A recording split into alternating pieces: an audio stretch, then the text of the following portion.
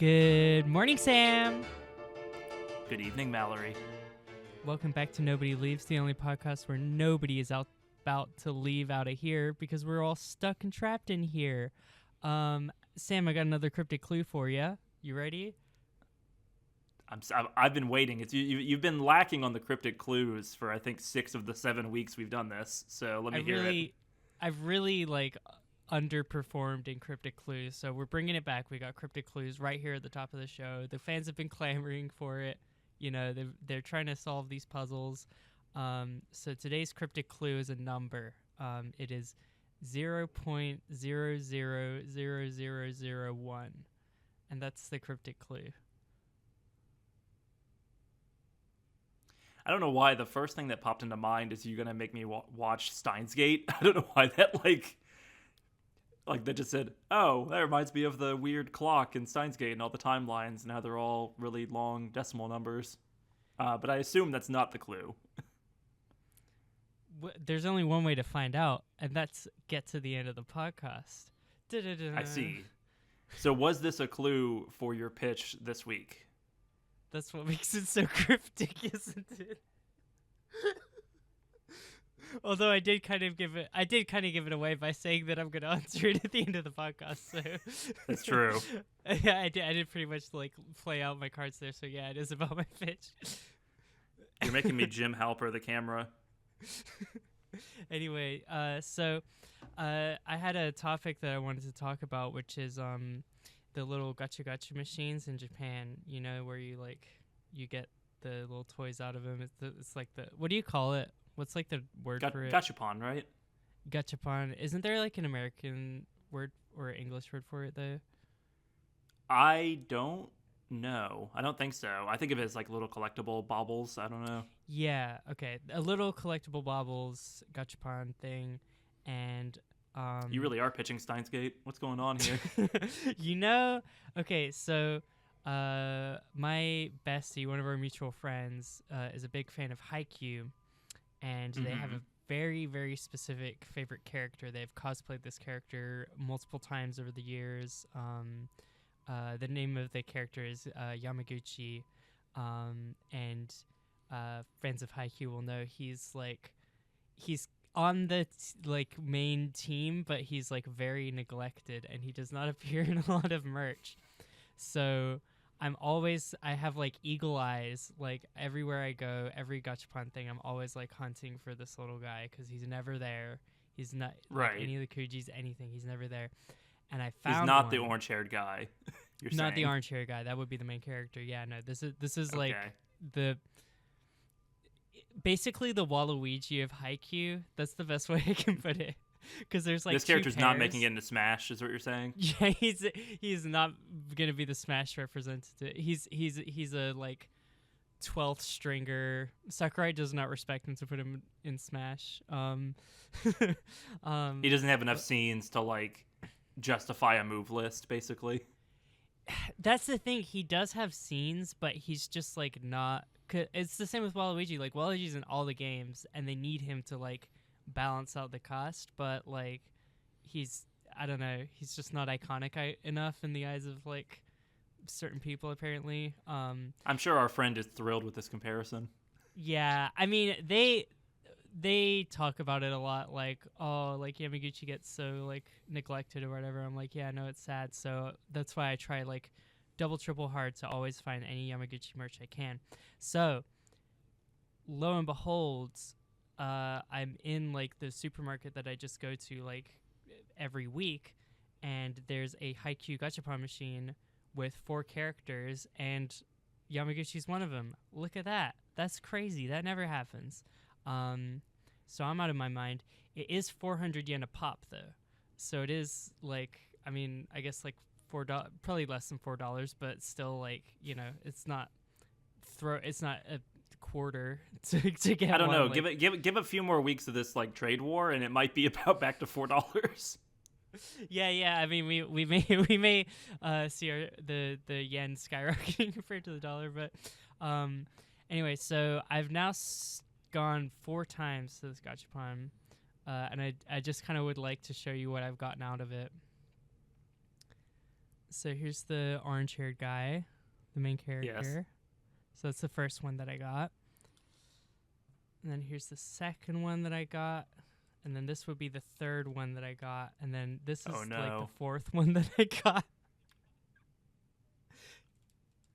And he's in there. Like, you can, because they're in different Is it clear? Can you see it? Yeah, they're in different color capsules, like clearly. Like these guys in orange colored capsules, and I can see the variety of colors. And I've just gotten 4 Hinata, like the main character, in a row. And I don't know what I'm gonna do, because I was like, oh, maybe they like the main character too. They don't need 2 of him. And then I have like a student that likes Haikyuu, but I have a student. I don't have like a lot of students that like Haikyuu. You don't have 4 students that like Haikyuu. Yeah, so it's like, I don't know. There's like resale shops maybe that I can like pawn these off on, but I'm feeling frustrated anyway. That's why I was late for the podcast, is because I was getting Because you were extra, getting gachapon? getting extra Hinatas out of the thing. So I'll be back tomorrow, I guess. So have you been metering it out where you've bought 1 a day, and every day it's just like, well, another Hinata to the collection? No, I got 1, and then I'm always like going into the supermarket when it's closing, because I'm like, I have a really like normal good schedule. So I got 1, and then I was like, okay, Everyone shops healthily at 9:45 p.m., you know? It's great. I wish 9:45 was an exaggeration or a joke in any way. It was exactly when I'm in there. So like I got 1, I was like, okay, I'll try again next time. And then today I was like, I didn't have work, so I was like, okay, it's my chance. So I went in at 9:30.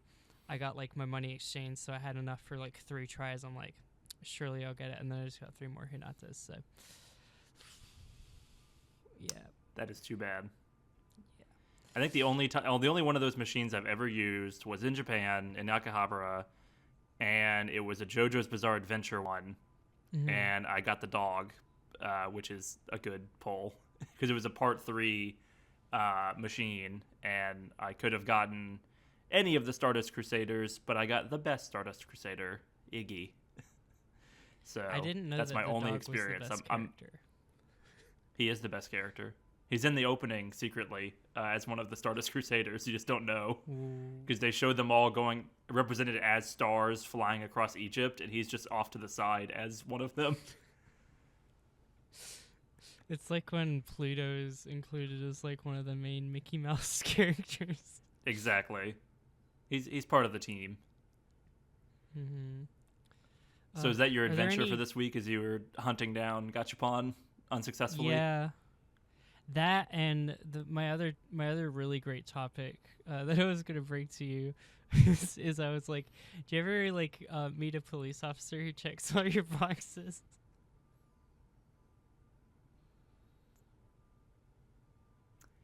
I think most American police officers are like bald and fat, so absolutely, Yes. I guess. Yeah, sure. You ever go to the police station and then a police officer checks all your boxes? No. That's a tough I try beat. to avoid going to the police station. I had to like update my driver's license.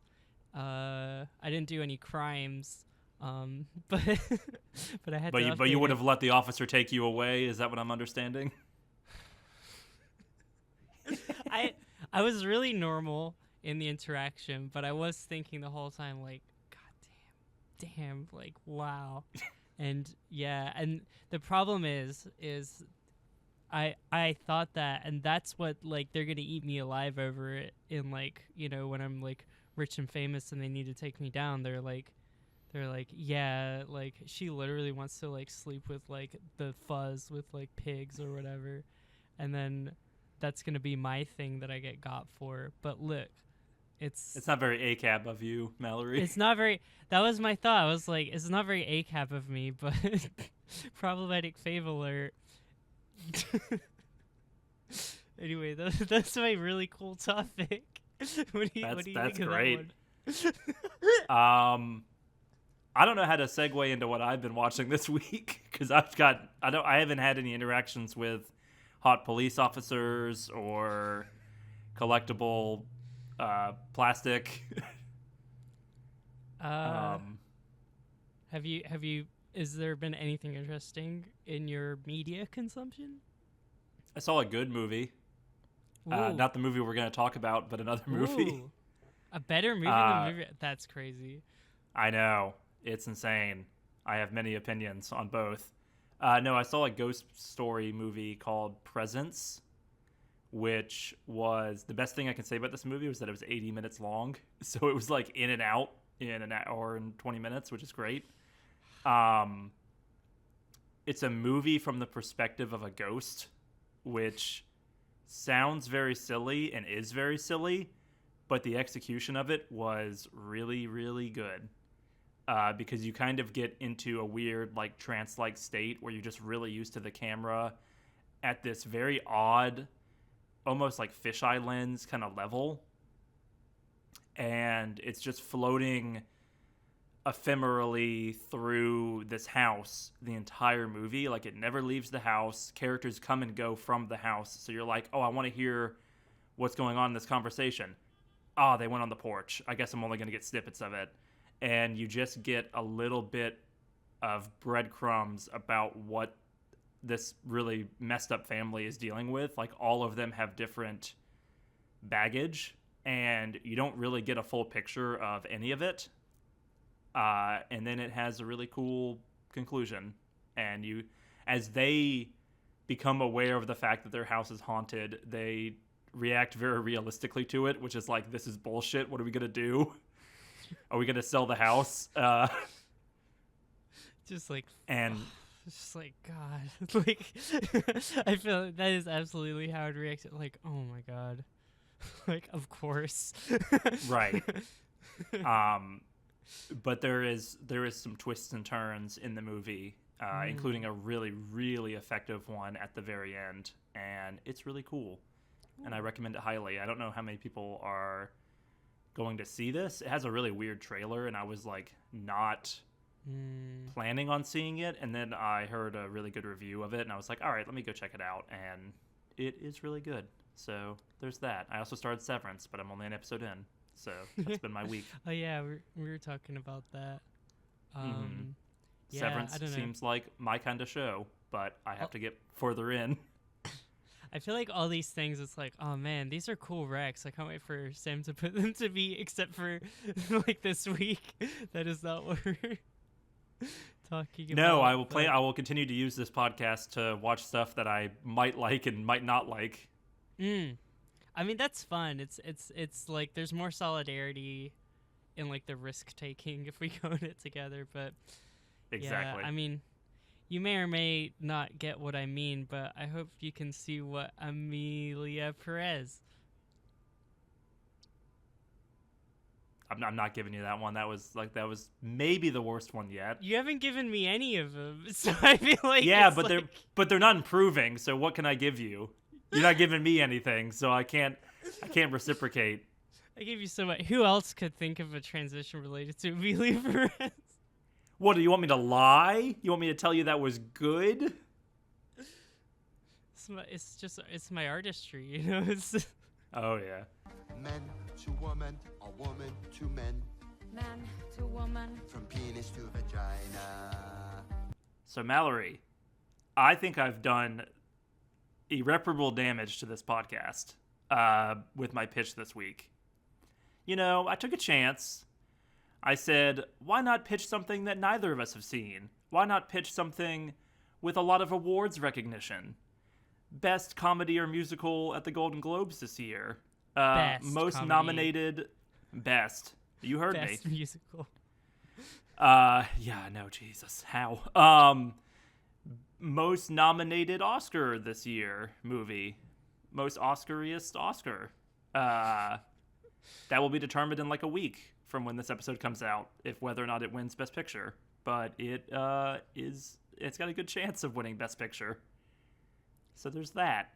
Wait, so this comes out before the decision is made, before the Oscars air? Yes, currently Emilia Pérez is leading the Oscar race if you're looking just at the number of nominations. So you have like what's called above the line nominations and below the line. And above the line is like what you think of as like the big awards. So like Best Actress, Actor, supporting on both screenplay, editing, director, and picture. Editing might be a below the line, but don't quote me on that. Emilia Pérez is nominated for basically everything, except for probably Best Actor and Supporting Actor. And that's weird, I would say, given the quality of the film. What I'm hearing is this is the last chance. Like, Yes, it is. The critics are listening to us, so I feel like this is our only shot to say, hey, wait, think a little bit harder. And Hey, do Academy. your job better. You're clearly trying to like virtue signal, but why not pick a good movie? Like, Yeah. Okay. why so not just vote to make yourself feel better? hello, Oscars. Hello, Oscar. Hello, Meyer. Hello, Oscar the Grouch. Everyone on the committee. I am trans. Look at that. So listen to me. Don't. It's a bad movie. Listen Stop- to me. Don't. Stop giving it Emilia awards. Perez. Nah. Listen. I'm real life trans. And one thought I had when I was watching this movie was like, it got to a certain point, somewhat late into the movie, it's revealed that the titular Emilia Perez character is like attracted to women and is still attracted to women. Like, it's not explicitly stated like her sexuality. Up Maybe until she that likes men point, too, right. But like, it's to me it was like ambiguous if like the relationship between her and Selena Gomez's character was like one of legitimate love or one of like, you know, kind of conformity or expectation or something. Right. And then she has a relationship with another woman. It's like, oh, okay, she's a trans woman that's attracted to women. So I was watching it, and I had this moment where I was like, ostensibly, this movie is for me. Not as in, like, it's for me, like, I'm the target demographic, because I definitely don't believe that. But I'm like, Right. This is for my rights. Like, this is to help me, ostensibly. Well, there's never been a movie at this scale that is about a trans lesbian woman, right? So Right. inherently, like, I want to be like, hey, that's cool, that's exciting, you know, breaking new ground here. But maybe we dug a yeah. little too deep, you know. Maybe we broke a little bit too much ice, and we're drowning in the river now, you know. Yeah, and I don't know. I've seen some takes, and like everyone's entitled to their own opinion, but I have seen some takes that are like, well, at least it's some kind of representation. I'm like, Right. I mean, I think that like, and we'll get into this. I don't really know what the best way to structure this conversation is, but like, there's very specifically some like a lot of harmful undertones. You know, I think a lot. There's a few times where it kind of rears its ugly head and it becomes an overtone, but like there's definitely Yeah, I want to get into the specifics with you about that, because like I Yeah. can look at this and be like, I can tell this is wrong, like this is missing the mark, but Yeah. I would like to get into the specifics. Mm-hmm. The best way I've heard this movie described is by the content creator Lady Emily, who I believe is also trans. Oh yeah. And she called it like a monkey's paw situation, where you have your potentially like trans story best picture winner potentially, and best actress, like first trans representation in that category, but the actress is highly controversial for a bunch of different reasons, mainly some really bad tweets. The movie, I would say, not the best trans story I've seen on film. And yeah, so monkey's paw, I think, is a good way to put it. Yeah, and it's also I think the other elephant in the room with the movie is the criticism of the portrayal of Mexico and the Yes. cartel, and the like issue of like missing persons in Mexico is like very much. I would say this applies to both the trans representation and the Mexico representation, is that it is like very like using trauma as like a prop type of feeling. I guess that's there's words for that. Yes. that I'm missing. I I would agree. It feels like someone had this idea, said, "Oh, that would be interesting," and then did like zero research beyond that, right? Like, Yeah. what do we do to represent Mexico? I don't know, like some chain link fences and people watching a soccer game. Like, sure, I guess. A busy that's all. market with scary looking people walking around. Do they Right. have knives? No, they're dancing. Like, Right. yeah. I think the worst moment of that, and we're probably going to differ on this, but to me it was more on the Mexican representation side where it really like jumped out to me as like, this is tonally really weird. Is the scene where they've established the foundation and Emilia Pérez is helping victims of cartel violence like find their loved ones' bodies, and it kind of becomes like the Queen album cover where everyone's like a silhouetted face, and it's a bunch of not characters, they're just kind of props in the movie, being like, I'm sad, and it looks like one of those Sarah McLachlan sad pet commercials, like they're just, PSAs. like, lined up.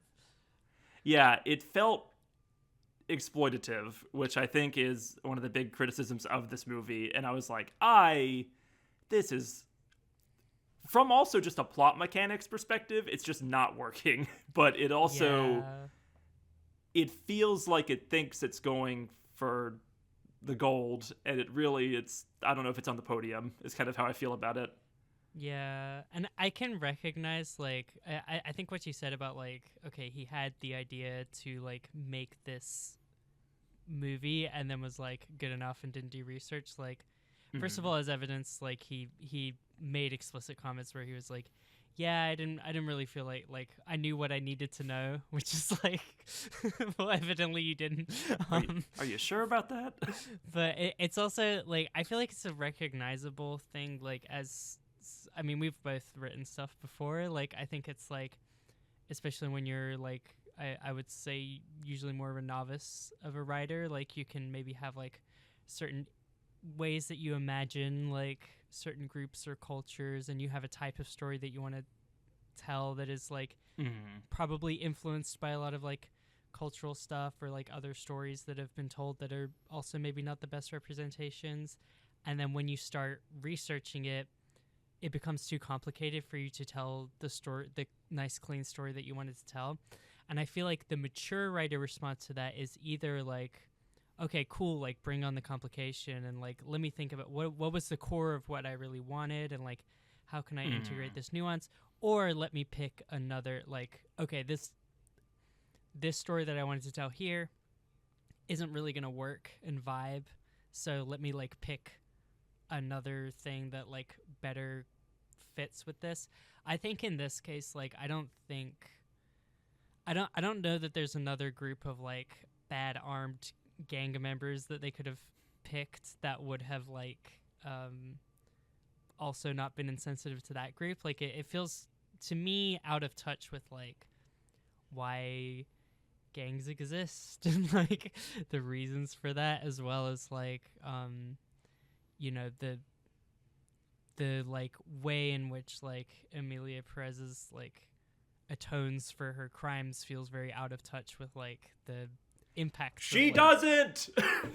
Yeah, right, exactly. It's very like out of touch with like feeling the impacts of any of these kinds of crimes. So I feel as though if they had like traded the Mexican cartel for, I don't know, fucking like ISIS or like you know, like I don't think they would have handled it better, you know what I mean? Like yeah, I think there's a route you can take, right, where you've maybe bitten off more than you can chew, but you're really into this idea, right? And one of the ways you can avoid tripping over your own 2 feet while you're trying to make this movie is to narrow your focus.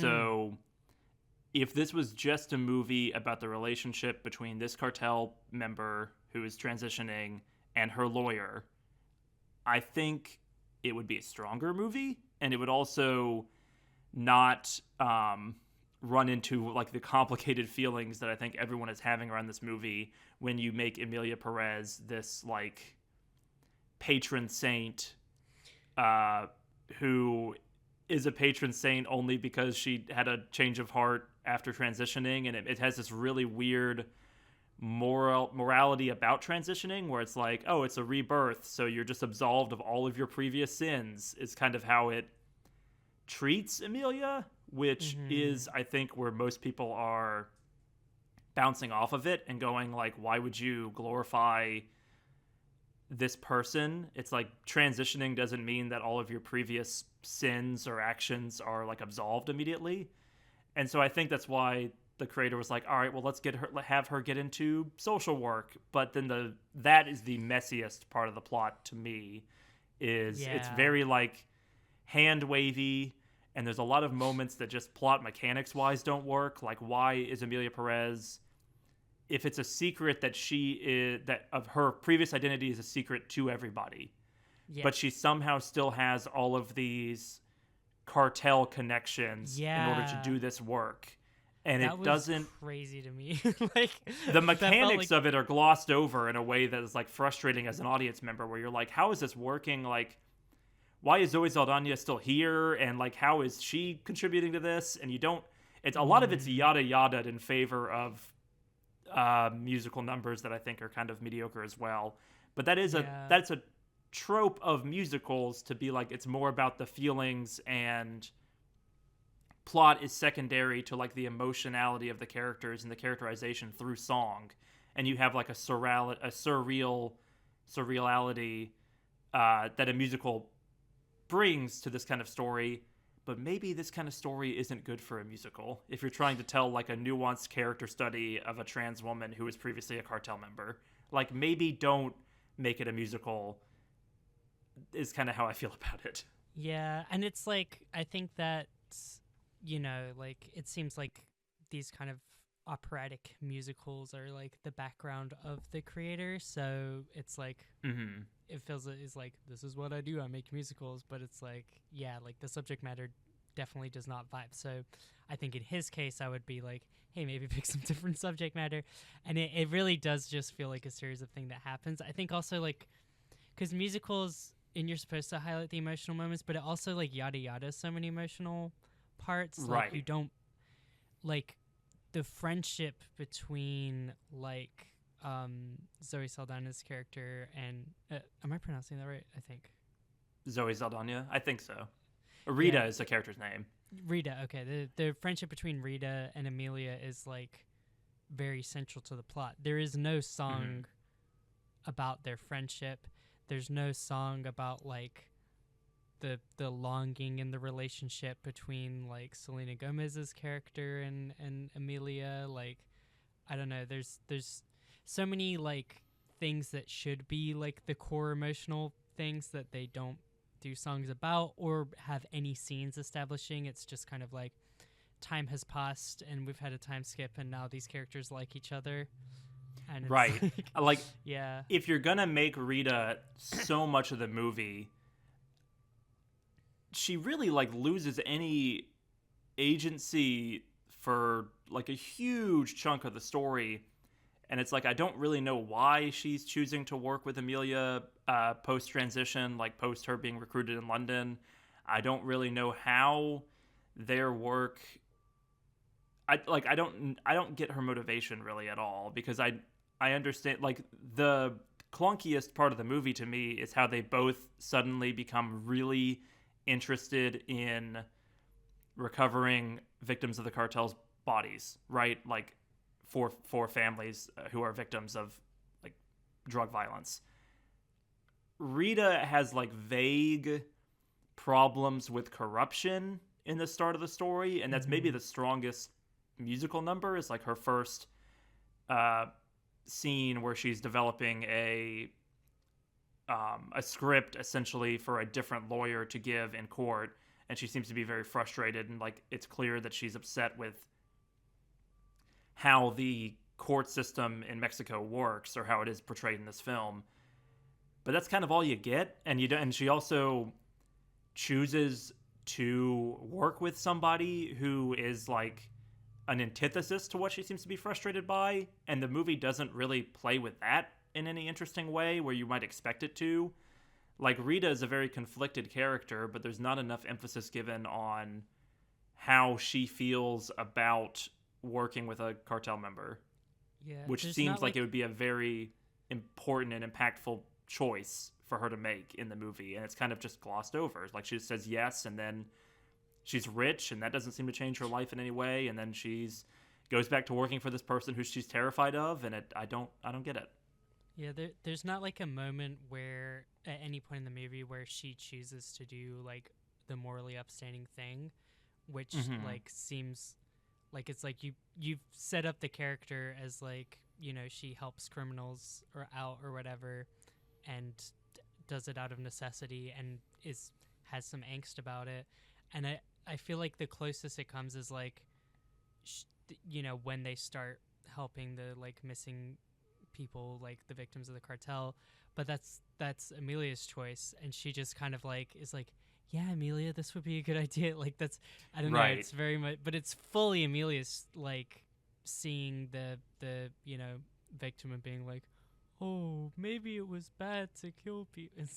You know. Well, Rita's big moment in the movie, right, is that benefits gala where she's like dancing on the tables and being like, this person's corrupt and this person's corrupt, and they have a new wife and they lost their hand to the cartel and this and that. But it, like, that's her biggest moment in the movie. That's like her mission statement. It's like where you can most clearly get where she's coming from, but it doesn't contend with the fact that right there in the center of all of it is Emilia Pérez, who is just as corrupt as all of these people. And that is interesting and compelling, but the movie doesn't do anything with it. And I think the ending in particular really rubbed me the wrong way, where Emilia Pérez is like, big spoilers if you've somehow gotten to this point and haven't expected spoilers in this podcast, but like where she is now being like treated as like a saint after her death, and like her funeral is this big outpouring of emotion and like, oh, we've lost this great figure. What? Like why? You know, I had some ketchup that was like really close to the bottom of the bottle, and like there was still a good amount in there. I could have used it for a meal, but I just had to throw it out because I needed to make more space in the fridge.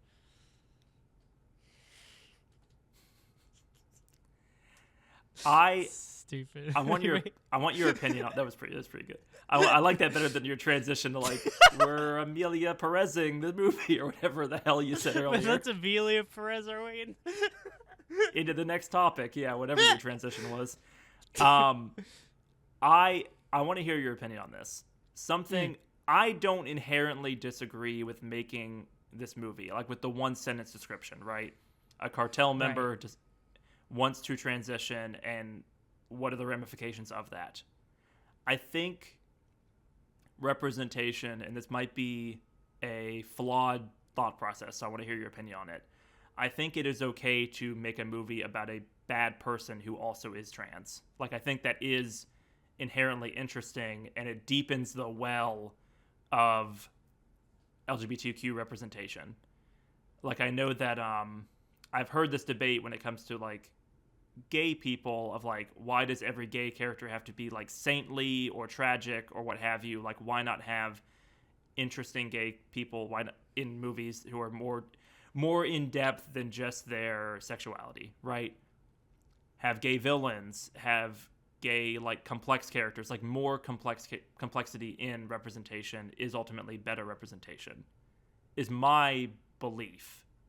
And so having a movie about a trans cartel member who transitions and tries to like leave her past behind, but her past cannot be left behind, sounds like a really compelling movie.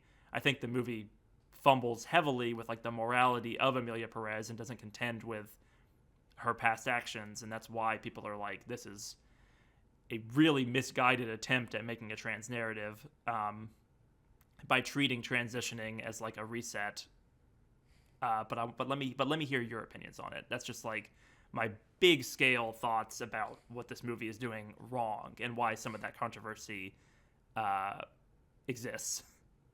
Yeah, no, I mean, like, I agree with like everything you said, and I think that like I think the biggest thing that like comes like a lot of time in this like area that I think that can sometimes be misunderstood by like people who are like part of X group and then people who are outside of the group, which I'm pretty sure you understand like most of what's going on in this case, but I will go into specifics. But like I don't have a flag, but yes.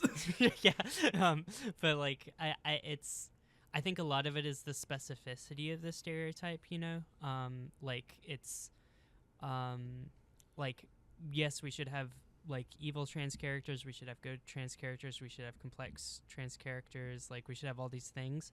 I think yeah, like one part of it is the like reduction to a stereotype. So even though like this character on the surface might be like kind of compelling when they're like fitting into these same patterns and narratives, especially when those narratives are like harmful and actively used to be prejudiced towards the group, then like, you know, it's not necessarily like what we want. And I think the other thing is like a lot of people talk about with representation of like having multiple members representing like a certain group, you know, can like solve a lot of representation woes and can like give you a lot more freedom in writing. Like two things I was thinking about to like compare like stuff that does Emilia Pérez better than Emilia Pérez does. Emilia Pérez is like what happens next. I'm really glad we talked about, because like Totally, because that is a multiple trans characters who are, I would say, problematic.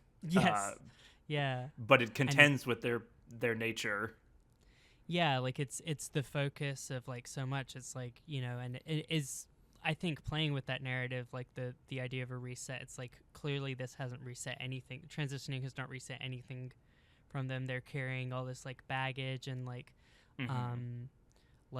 and they're also able to depict a wider range of like you know, one of the chapters we didn't discuss on the podcast, but I know that you've read and I want to discuss in the future is like centered on Vicky, who is also a Mexican trans woman. And I didn't even think about that. True. Yeah, no, I was literally thinking about it. I'm like, she is exactly this, and you know, she like. I think what happens next is written with a lot of nuance, where it will play with stuff where it's like it's not untrue that like sometimes trans people will like carry traits or tendencies that are typically associated with the gender that they are transitioning out of, you know. And like I think it plays with that in different ways with the characters of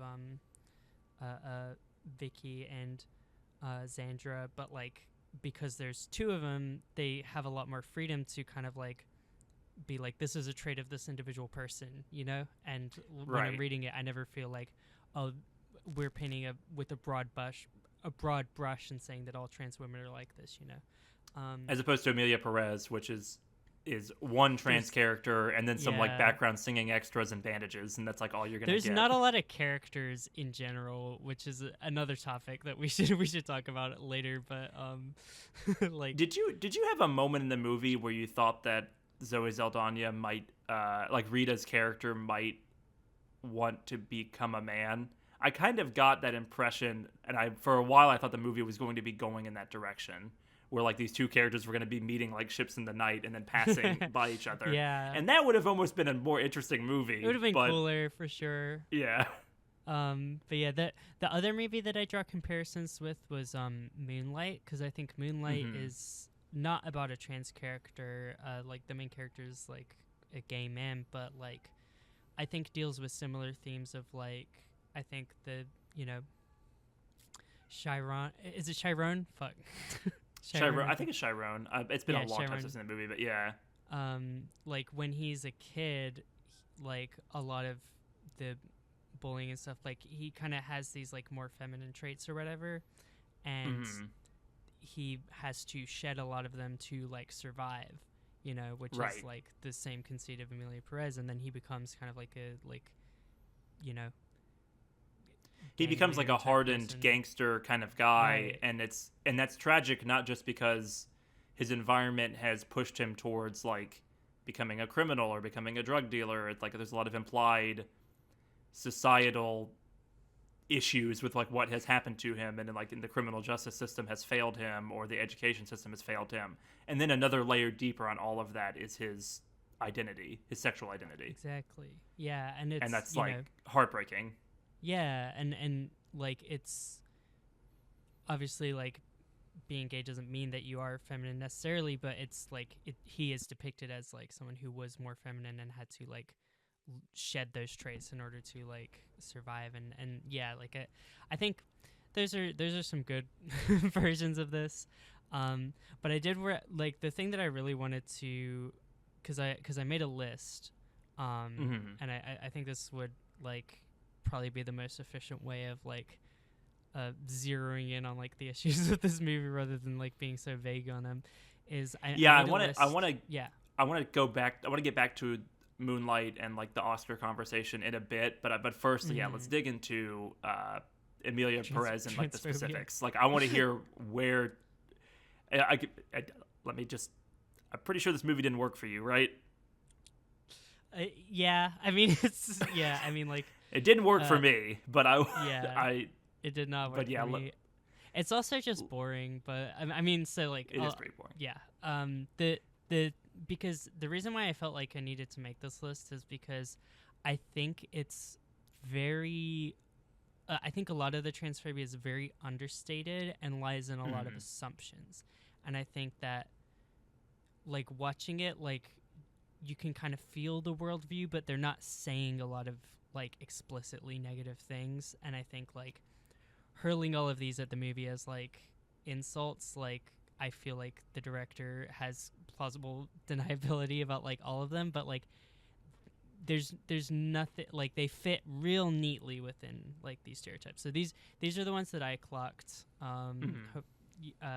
If you may have clocked ones that I didn't even clock, honestly, but just to clarify before we get into the list, like you're saying, yes. like these are moments that jumped out at you as like this director does not understand sort of the sandbox he's playing in, like trans identity or what have you. Like it's leaning on societal stereotypes without like maybe while missing the mark, it sounds like. Yeah, I think the way that I really listed them is like I can like zero in on like moments that like highlighted them for me, but like this is like a list of assumptions basically that I feel like the movie has about trans people. So first one that I had written down was the like I've always known narrative about like you know, like the idea that like every trans person in order to be a valid trans person, you have to have like known from like toddler age or whatever, like right. That's what the case Emilia makes to the doctor, that ultimately is like what makes the doctor decide to perform the surgery. Yes, absolutely. So that is a big one. I should we dig into them as I'm listing them, or should I list them and then we choose which ones? just list them, and we'll okay. jump around.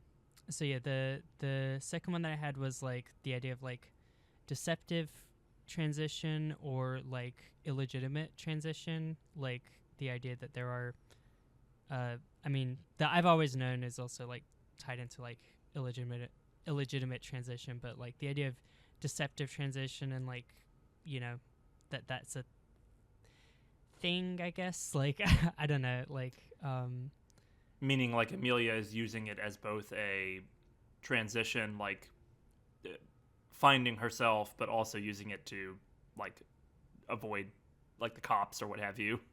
Yeah. Like it's all rooted in it being like a lie, which is inherently the wrong way to think about this. Yeah, definitely. I know that was a question. I'm asking if that's what you're saying.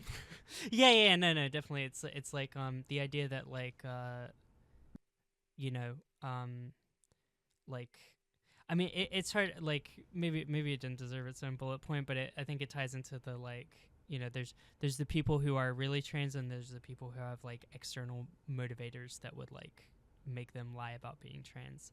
And then like I think ties into the next one, which is like what you were saying about the reset, like the idea that you're becoming another person, that you need to leave your life behind, and also the like assumption that in order to transition, like coming out kind of isn't an option or such a like a out there like crazy thing to do, like, you know, especially when you're like, because it's not uncommon for like someone to be married with kids and then realize they're trans and like start transitioning, but the idea that like necessarily you must like move away, assume a new identity, like You have to fake your own cut death contact. and send your Yeah. family to Switzerland, or Yeah, it's treated as very reasonable and normal in the film, and the idea of coming out is considered by nobody. The idea of like being upfront with like, you know, her family about like who she is like never once considered like throughout the entire plot. Yeah, the movie is relying heavily on the fact that this is like the cartel aspect of the plot, but it needed a scene of, you know, like a "are you sure?" or this isn't the only option you have kind of scene. Yes. It lacks pretty heavily, or it's pretty glaringly an omission. Other harmful stuff I had was like surgery being depicted as like this really horrible, horrific, like monstrous thing. I think everyone who's seen memes on Twitter knows about that. The there's a line that Rita says in when she's like arguing with the doctor, that basically kind of implies that like transition is only valid once you've had the physical change, and even like the wording of the song, like she uses he pronouns for Emilia Pérez up until the point that she has her new body or whatever, and it's like Right. it's really worded in a way that is like, you know, changing the body changes the person. I'm not saying that like, you know, physically transition doesn't change things about your internal or whatever, but like the idea of like you're not valid until you have had that physical transition. The concept of a spectrum or like of a gradual transition or like is like not at all present here. Like it is binary, Yes. is one or the other.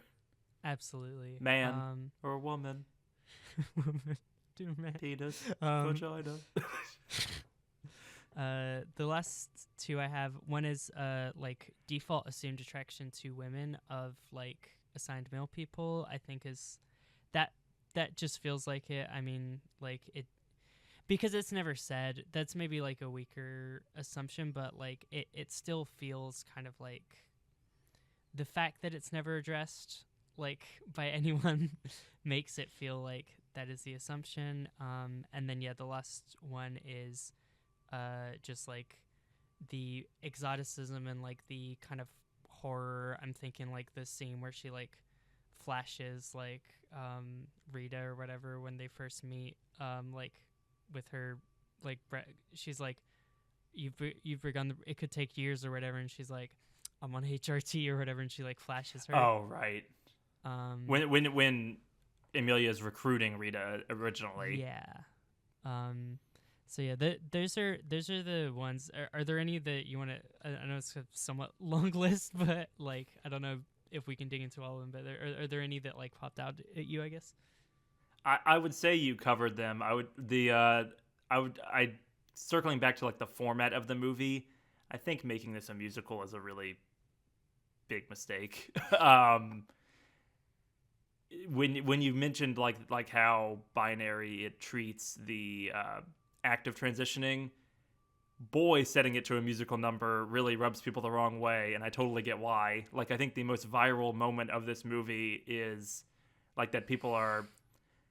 One of the reasons I wanted to cover this movie and I wanted to pitch it is because I wanted to actually watch it, because the only thing I'd seen was 25 seconds of that song in the middle of the movie of, you know, penis, vagina, HRT, here we go. It felt wrong in the moment, like seeing it out of context. It's like, this is going to be a bad movie. But I wanted to give it its fair shake. Like, I can see that being a scene in an otherwise good movie, right? But that some people latch onto, and people who are, like, anti-trans latch onto and go, oh, look at woke Hollywood, this is horrible, blah, blah, blah, blah, blah. Unfortunately, the whole movie is like that. It is very, like, stark and makes a lot of assumptions and just doesn't seem to work in any way, really. Yeah, I think honestly I that scene like obviously sucks and like did bother me and it isn't funny and like I think I think I was talking to you about this, but like I feel like there is a version of it where they like actually lean in and it's like they're just leaning into like the shock value and it's still offensive but is at least kind of funny because Offensive it's with ridiculous. intention, right? As opposed, Yeah, I can't get out of my head that this movie thinks it is like the most rah ally movie ever, and that's like part of my problem with it, right? Is that it's the messiest portrayal of all these things ever without intentionally being messy. yeah, it feels that scene particularly feels very defanged to me. Like I feel like there's stuff they wanted to say and they didn't, and like yeah, and I there's also this like weird implication that like because it's set in Thailand and it's like you can go to Thailand. It's also okay, one of my big notes was it's crazy that she flies to Thailand. So Thailand is big for like trans surgeries. It's like very cheap to get done there, and there are a lot of like really proficient surgeons there that it's like, you know, one of the top ranked places in the world to get it done. So a lot of people will go to Thailand from like out of country just to have surgery. Right. One of the things that is crazy is that you can take pictures of your face and send them an email and they will like figure all this stuff out for you. So she did not need to fly over. And the fact that she flies over without him, like, and they're like asking like, which surgeries do you need or whatever? It's like, show a picture of like the face because like, if you don't do that, like, you know what I mean? Like the doctors will be the one to like, be like, okay, here's the like, how we can keep it looking like you but more feminine, you know. It's I don't know. And like obviously they wanted to play it up, but then there's also the implication of like, yeah, it's like bad that they will just give people surgery for no reason. It's like here we go to like the real doctor, and then it's presented the reasonable white doctor who is going to like decide and like judge and like, you know, whether you're medically valid and allowed to transition. Yeah, like, why is his like final sign off given so much importance and attention, right? Like that whole dynamic really didn't make any sense to me, and I felt like was really, I'm going to keep saying missing the mark, but it was like he feels like an arbiter, like he's like, no, you are allowed to be a woman, Emilia Pérez, because you convinced me with one conversation in the desert. And it's like, really? Like, who is this guy? Also, all she said was like, yeah, I knew when I was a kid. I'm like, even like, so like, you know, it's like, I mean, like a lot of those kind of like gatekeepy gender therapists will like interrogate you, you know, Right. a lot more than that. It is not revolutionary to like a lot of trans people. It's like if they're gonna go to like a gender therapy thing that's going to have like impact on whether they're going to get like a certificate that says they're allowed to like change their identity or have surgery or whatever, like we'll say, yeah, of course I knew ever since I was a kid, because you just want to get the thing, you know, like Right. And yeah, like I feel like he's given authority because he gatekeeps, and that's it. Like it doesn't matter. There's no clear criteria that he is gatekeeping based on. It's just people feel more comfortable with transition being gatekept than not. Right. If that scene was about the doctor being willing to risk his life to do this for someone in the cartel, I think it would make more sense. Like, it's not about convincing the doctor that Emilia Pérez wants to be a woman. It's about convincing the doctor that Emilia Pérez wants to be a woman so bad that it's worth him risking his life to perform this surgery, right? Or to go to the cartel or what have you. But he's already in danger, and he's already been kidnapped and had a sack thrown over his head. So, like, it's not about that. It's just about him putting his opinion on her and her identity. And it's just, yeah, it doesn't really work. Yeah, it's trans medicalism, fake trans versus real trans, fucking sucks. I really want to talk about. There's a scene where this to me is like the most like abjectly offensive scene in the movie. Hit me. Is where Selena Gomez and Emilia Perez get in a fight because Emilia was like lying to her and at no point considers, what if I shared the fact that like we could get divorced, and still take turns with the kids. But instead has decided to like gaslight Selena Gomez and like Right. put herself in this position where she's stealing her children away from her or whatever. In a weird twisted version of Miss Doubtfire. But they they get Miss Doubtfire is better than this. They get in a fight and like she like kind of reactivates her like cartel boss like abilities, like because she gets like mad because Selena Gomez is gonna run away with the kids or whatever, and she goes all like, "What'd you say to me, motherfucker?" and like pushes her on the like bed or whatever, and like turns from like this whole like post transition she's been like this nice sweet like like auntie figure or whatever, and then all of a sudden she's like, "Don't fuck with me" or whatever.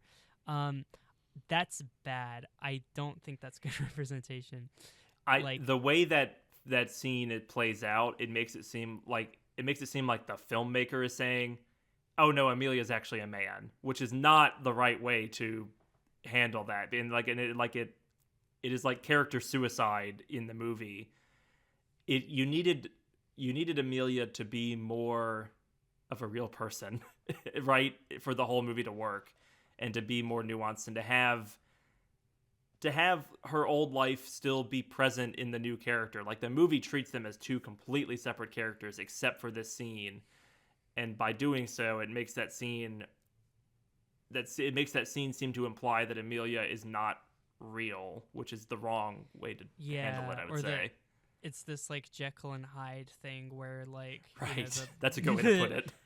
Like Manitas emerges when Emilia is like in underage or whatever, and it's like, I don't know, it's such a sensitive issue. Like I think it's not like the idea of like trans women being like aggressive and violent, like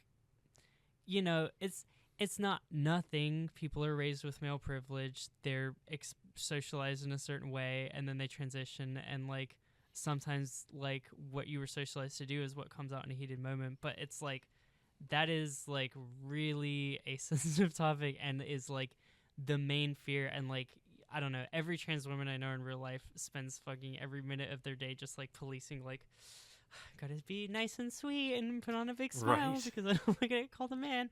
Like, I don't know, it's like, it's only gonna harm.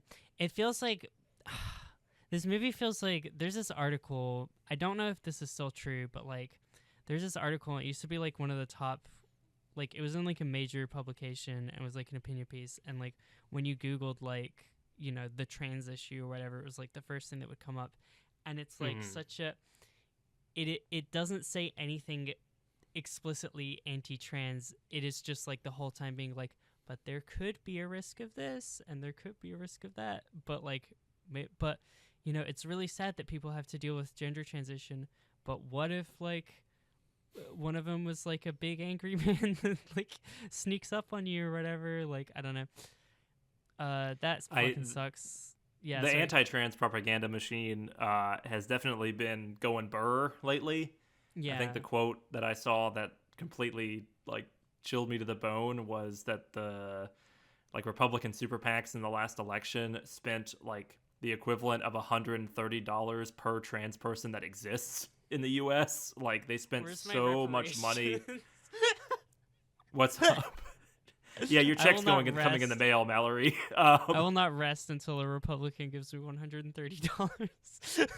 But like, it's so, there's so much to be said, like being said, not to be said, being said about people who are anti-trans, like from people who are anti-trans. They're spending so much money and they're having so many opinions on what is ultimately such a small population, minority population that is like just living their lives and hanging out and having a career and being multiple years into transitioning and having a podcast and getting transitions lives. verbally in a in a podcast wrong, and Making really good transitions in the podcast.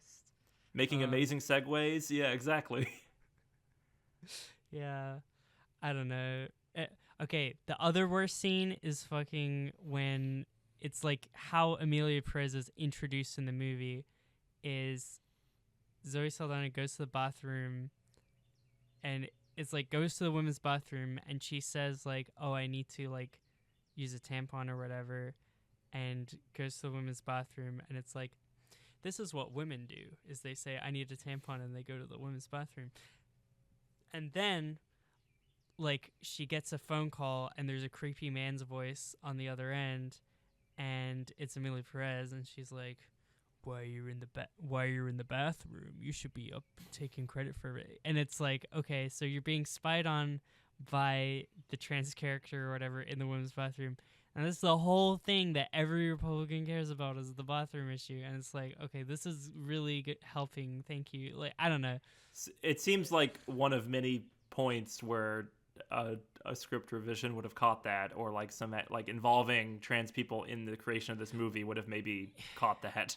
it feels intentional. It feels like they intentionally framed it that way, but it's just like, why? Like, there's not enough nuance to justify it. Emilia doesn't go through enough to be like, and there's no transition within like Rita's character of like, I thought trans women were like creepy people who sneak up on you in the bathroom, but actually they're women just like that doesn't happen. Yeah, I have no idea what Rita's opinion on like transitioning is. I only know what her opinion on the cartel is, kind of, even though that is shaky on its own.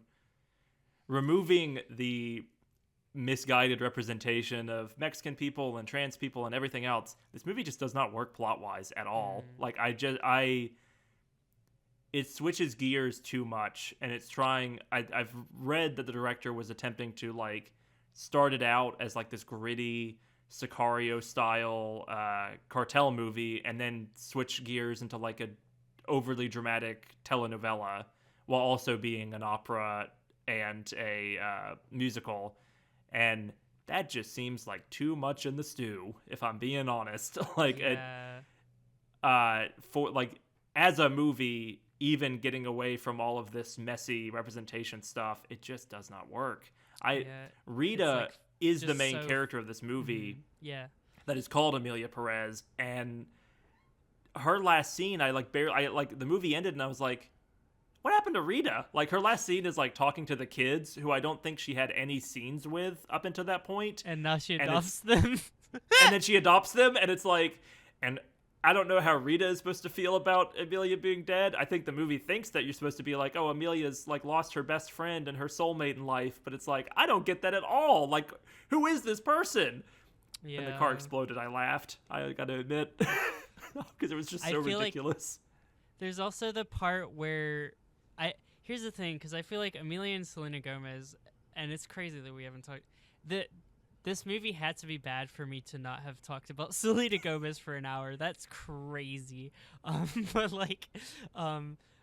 I feel like there's the scene where she's on the phone with both Emilia and Selena Gomez, and they're both yelling at her about like, and it's like they're both being pretty reasonable and just like don't have, it's like misunderstandings, but I feel like they're depicted as like equal evils, and then it's like, I don't know, like at the end it like kills them both, and it's like, okay, well the kids had to deal with either like, this like a trans monster who was like had a secret werewolf evil side the whole time, or they had to have Selena Gomez who's like an irresponsible rich girl, and she, and it's like, but thankfully now they have a straight-laced like lawyer mom who's gonna set things right, and that doesn't feel very pro-women to me personally.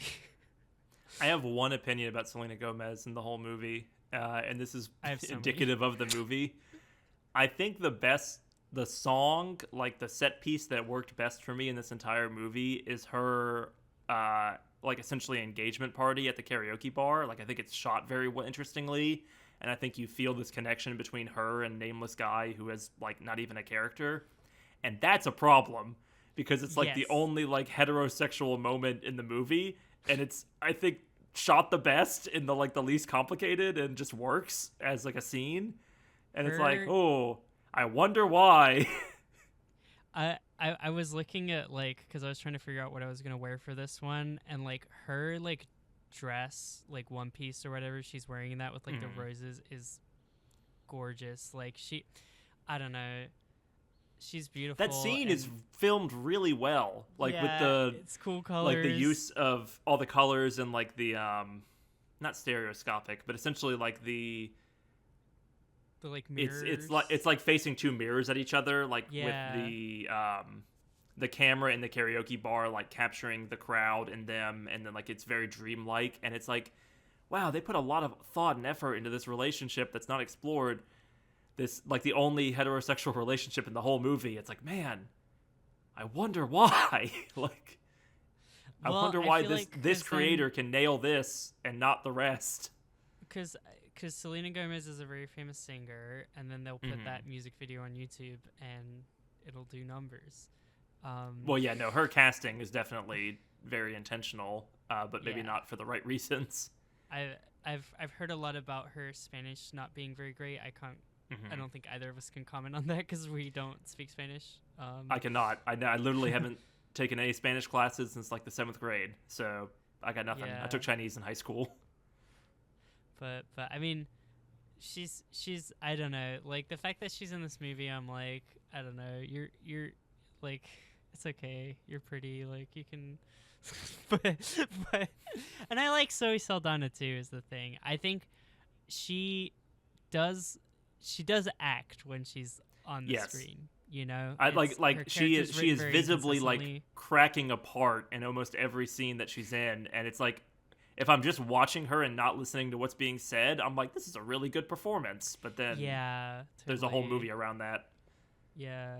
And I think even the actress who plays Emilia Pérez, despite problematic tweets, I don't think she's a bad actress at all. Like, I think, you know, I think she's deserving of like her nomination, right, for Best Actress. But I still don't like the movie she's in. Yeah, no, definitely. And I don't like what she said about George Floyd. No, not particularly. Yeah, I would like to say my outfit the monkey's paw curls. Yeah. I feel like I would like to say my outfit is in solidarity with there is a French there is a parody movie made by You found this. I was hoping to bring this to you. Oh, it's sorry, go ahead. Yeah, this Mexican trans YouTube like creator created a parody of the movie, which like they're mocking because there's a song where like the kid is singing to Emilia like, you smell like my papa, you smell like guacamole and mezcal, and it's like, okay. And then like they make a French parody because the like director is French. The director of Emilia Pérez is French. Yes. And so a Mexican trans person made a movie about France in response to a Mexican or to a French cis person making a trans narrative about Mexico. Yeah, and they it's the like, you know, the director said like, we tried casting Mexico, but that was a mistake, and later said we couldn't find any good Mexican actors. Crazy. But then they like have it and it's all like Mexican people in Mexico, and they're like, yeah, we couldn't find any good French actors. And then like they're all, and it's like there's so much they're all just like running around like baguettes or whatever, and but like right, so like it throws them in the most French stereotypes you can ever imagine. Like they're wearing berets and they're like red scarf, black and white striped shirt like you're wearing right now. Like it is smoking cigarettes and little pencil mustaches. Like it is. I've never seen someone like weaponize stereotypes in a way that I like, but I do in this moment. This is it. I don't want to go too hard because I'm not affected by the Mexican representation, but she deserved to go that hard. I think like it was good. So this is my solidarity with her. But yeah, that was good. Can I rant about the Oscars for a bit? What do you say? We're getting like kind of long in this conversation, but can I rant about the Oscars for a minute? Yeah, because I was trying to remember what the conversations we put off was. Is Moonlight involved in this? Because I think that was Moonlight was involved. Yes. Okay. The Oscars, right? Famously misses the mark on representation a lot. The most interesting example I can think of is I think Driving Miss Daisy won Best Picture over Do the Right Thing. So like, or maybe got nominated over Do the Right Thing, but essentially it's like Hollywood has traditionally rewarded the very sanitized, from a white creator, stories about minorities. Like that is the common trope in Hollywood, is like, we're going to go crazy over Driving Miss Daisy, but we're going to ignore Spike Lee completely, for the most part. Like, he has never won a Best Picture and doesn't get nominated very often, and which is crazy. Yeah.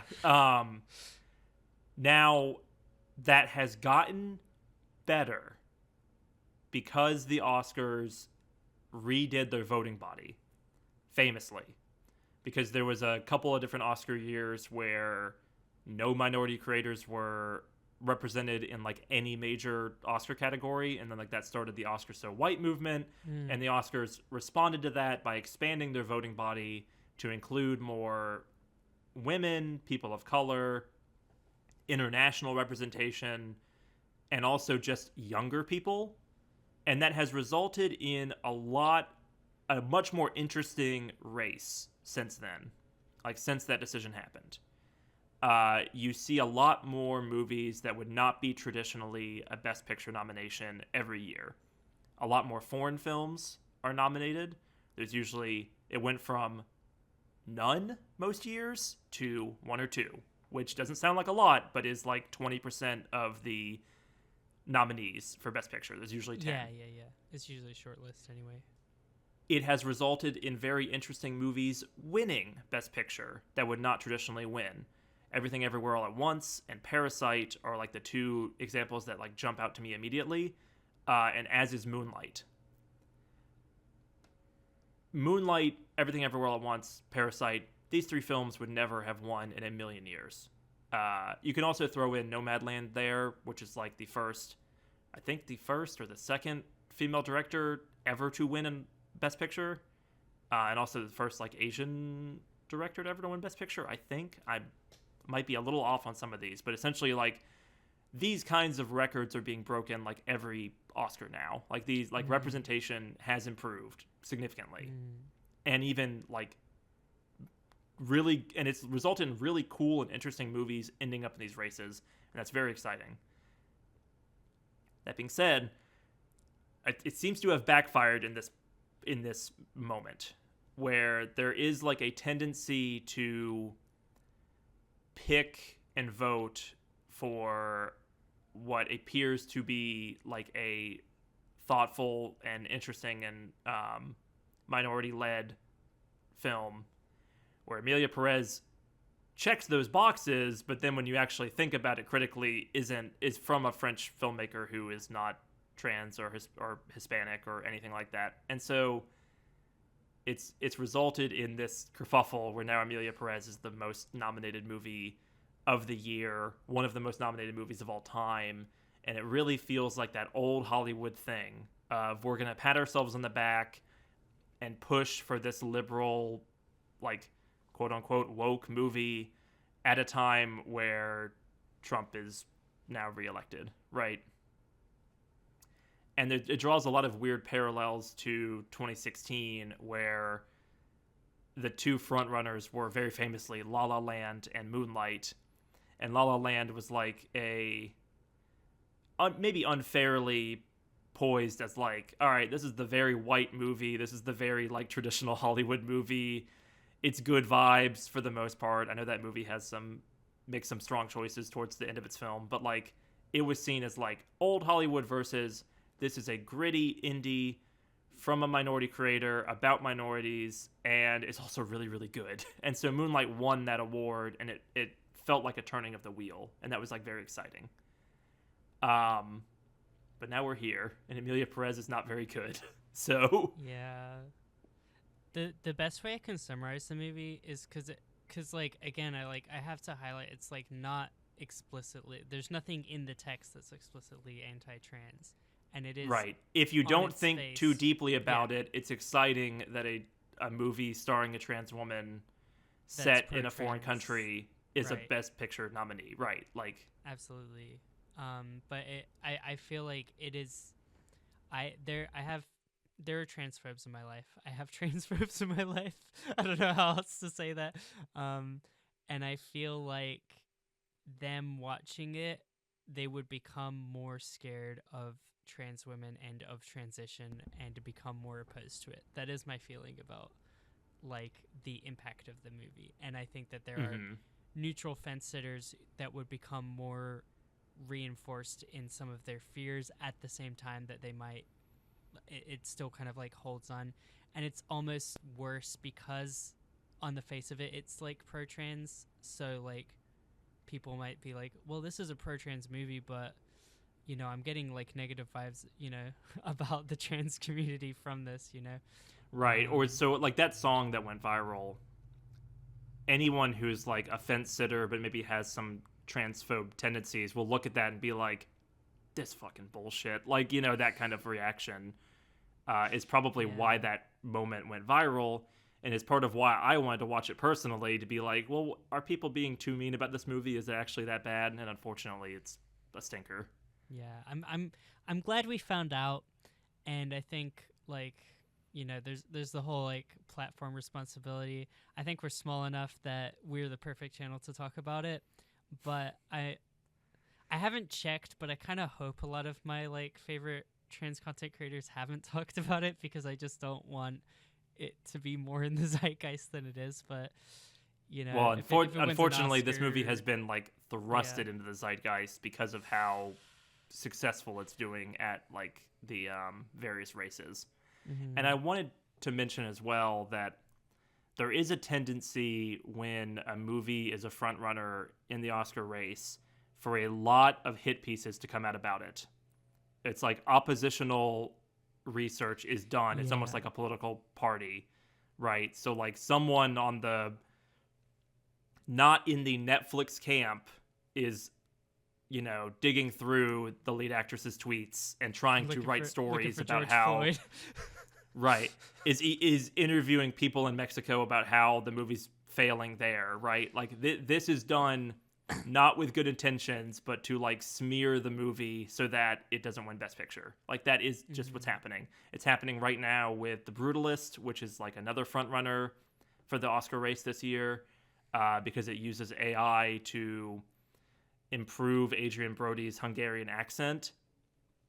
That's something that a lot of movies do in post-production with Yeah, that's fine. like how That's not why people don't like AI. That's like fine. exactly. It's not why people don't like AI, but it's Yeah. it's now being turned into like, hey, this movie about an artist and about art and about the creative process is using AI. What hypocrites, right? And now it also, there's another piece to that story. It's really complicated, but the reason that story is coming out there is because The Brutalist is probably the number 2 Right. movie in the race right now. Like if you were going to make a bet on this, and I will make a bet right now because it's fun, the top 3 movies in contention are The Brutalist, Anora, and Emilia Pérez. And you could also throw like A Complete Unknown in there as well, as like vying for the top spot. And maybe Wicked, but the Wicked seems to be like falling away pretty quickly in the race. I think it's pretty popular. Yeah. Dun, dun, dun.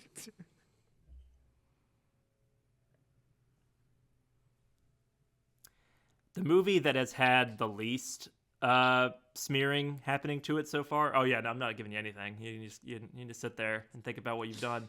Keep going. Keep going. I quietly think A Complete Unknown is going to win, which is a very traditional movie. Like it's a music biopic. It's kind of a feel-good movie. It's pretty uncomplicated. I have seen it. I did really enjoy watching it, but I would say that it's probably pretty shallow. Even in comparison to Emilia Pérez, like A Complete Unknown is like, let's have beautiful people sing beautiful music and look at them and be like, "Ah, the 60s were kind of cool." But it had problems too, you know. Like it's not shooting very high in what it's trying to achieve. Yeah. Whereas like Anora and The Brutalist, I like a whole lot more. And Emilia Perez, I can like grudgingly respect for going for it, even though I don't like it. And I think that like having three of those 4 movies be like kind of about touchy and complicated subject matter. Anora, if you don't know, is about like a sex worker and who ends up in like this weird, twisted modern American Cinderella story where she like marries the son of like a Russian oligarch and is potentially going to like get the bag, but then hijinks and tragedy ensues. Anora is probably my favorite movie I saw from last year, but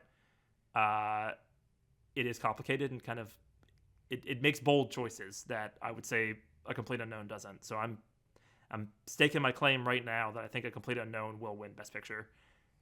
Just want to say all that to say that the Oscars are really fun and the politics of it is really fun. I did a video about this last year, talking specifically about how, because of the Oscar voting body changing, like cool and interesting and foreign films are getting more respect and attention, and that contributed to Studio Ghibli winning their 2nd Oscar, which was very exciting for a movie I don't even really like, but that's really cool. So yeah, this has been Sam's Oscar Corner. I wanted to say all that because I think this movie is getting a lot of attention because of the Oscars. And while I think they missed the mark, by and large, I'm very happy with the fact that the Oscars have shifted so dramatically, and it's led to like 6 out of the last 7 years being really interesting if you follow this stuff. The COVID years notwithstanding. Yeah, well, I'm always glad to hear about the Oscars from you because I don't want to look them up or watch all the movies. So I'm glad that you're handpicking the cream of the crop.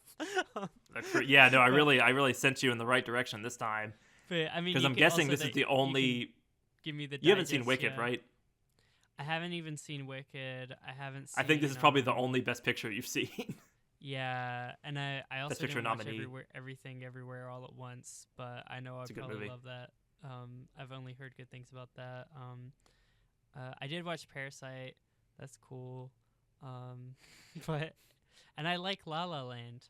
But yeah, do we have any last thoughts, or is it time for me to bring down the hammer of justice? Bring down the hammer of justice. Is there anything else you want to say about Emilia Pérez itself? Let me do a quick scan of my notes and cut it out of the final video. Did you have any moment that you enjoyed the movie? Any moment? I mean, like penis to vagina. The song of the summer.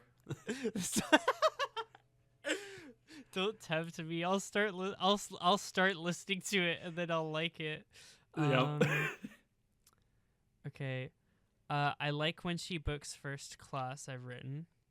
I like, even though I think the song is really weird, and I agree with like everything you said about it, like where she's in the gala with all the like corrupt people or whatever, and they're taking their money. I do like that there is like this thing. I feel like this movie really wants to be girl power, and it's like it's so muddled, but it's like kind of there. But like there are some moments like that shine through despite. Yeah, I like when she shoves the dude's head and she has like the pussy power thing, like she has her legs spread wide, and like that kind of stuff. I'm like, that's cool. Like there's a lot of like cool, interesting feminism stuff going on with her. I think just for her to become a mom to 2 children at the end of the movie. Yeah, exactly. And it's like, and now you're back in your traditional. This is a good point. There's a weird part where like it seems like she chose the name Emilia Pérez because she's like, here's your alibi, here's your fake name, and oh god, there's one other thing that I really liked. Oh no.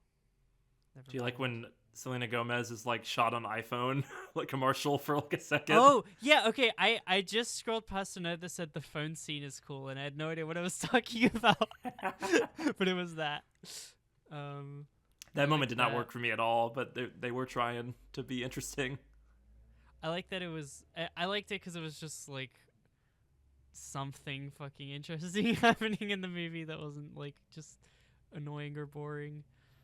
Yeah, I'm frustrated because there's glimpses at like good filmmaking in it. Like I really like the tracking shot where they're following Emilia Perez's fingers in the blue bag as it's on this really weird angle on the bike, and then like it goes up and then to the lobby and through the stairs, and like it's for a moment you're like, wow, this is a good movie. Every now and again they'll have a little fun. Yeah. It sucks. It sucks that she gets fridged. I don't like that she dies because I think like that ties with there being no other trans women or trans characters in the movie. It's like there's no avenue for a trans person to exist and be joyful. Feels like part of the, and that's like a big thing. And it's like, I don't know. Yeah, I'm just gonna talk myself in circles. There's nothing else to say about that. All right. Drop the hammer. Where you rank it? Okay, so I love Wizards of Waverly Place and I love Guardians of the Galaxy. I'm gonna go ahead and rank this as a ew, which is the worst rating that I have available. Our first ew. Our first ew. We're right at the bottom of the tier list.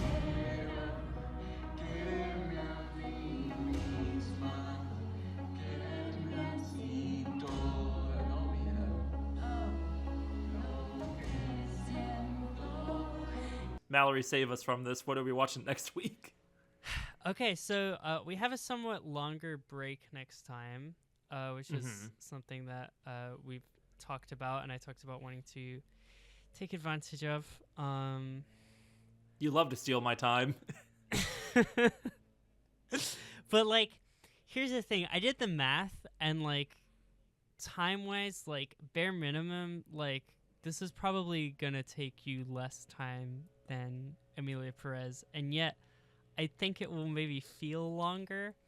And I would hope that you know.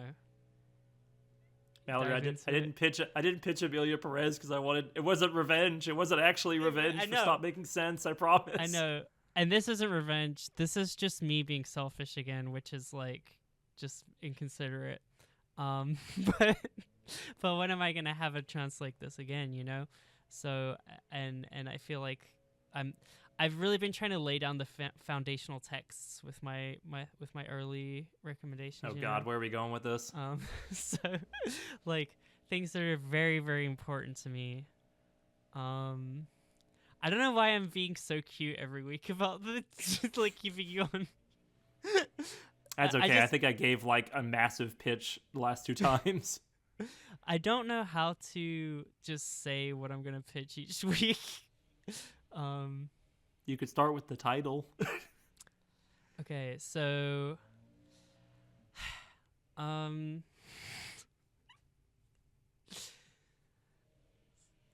so you may know that I'm a big fan of the K-pop music group Twice. And it's like, you know, they've been through so many eras, right? There's like the arcs, there's the ups and downs, like they've gone through so much as a group, and we've watched them, we've supported them. And how do you just sum up Twice? How do you introduce Twice to someone? And I think the only way that I could appropriately do that is by making a playlist of every Twice music video and handing it to you and asking you to watch that before next week. Now you know I was nervous, and now you know I was building up to it. When you say every music video, like how many songs are we talking about here? So here's the thing. It's actually not every music. I think we're going to title it every music video to get the clicks. However, I have pared it down into chunks because they are a Korean music group, but they make Korean, Japanese, and English singles. So I cut the Japanese and English singles, and that can be like a future, and you'll only have to listen to 5 songs. But for the Korean singles, which is what we're going to be listening to, it's some. It's some. it's what do I feel? I feel very nervous. Just say it. Just put me in hell. You know, It's just like close the door 21 and lock the key. 21 music. 21? 21 music videos? Every K-pop song is like 10 minutes long. That's way longer than Emilia They're Pérez. between 3 and 4, and I did the math. Even if they were 4 minutes, they're still under Emilia Pérez, you know? Which, so then I was like, maybe... I'm gonna kill you in real life and in Minecraft. It was... I was thinking, because I was like, maybe that's not enough. So there's some optional extra content that you can choose at your leisure to consume, because it's like you got to get the full Twice fan experience. It's not just about the music. Like, you got to get to know the you know, the different members of the group. So I have a selection of like 30 seconds to 1 minute videos of funny memes and little classic jokes for each of the members at the end of the playlist. That is not part of the pitch, but it's just there. You know, you can if you want to. We should make this playlist public to people as well. It is so public. They can I'll follow share it. along. Yeah. So I feel You feel good? very- You feel good about your choices? I feel very like Next week, for the first time ever, we're revisiting a series, Emilia and Pérez 2.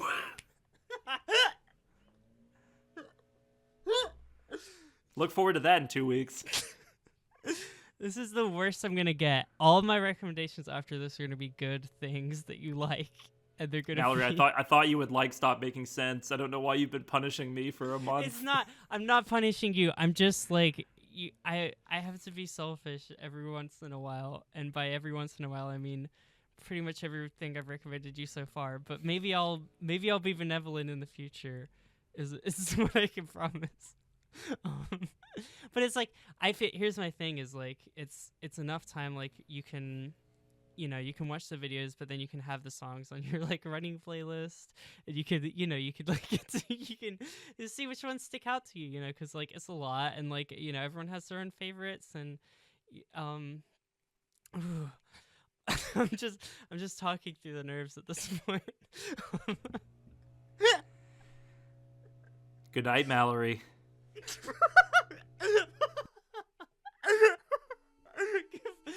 Have a good day. Please enjoy your week. Have a good day. Bye.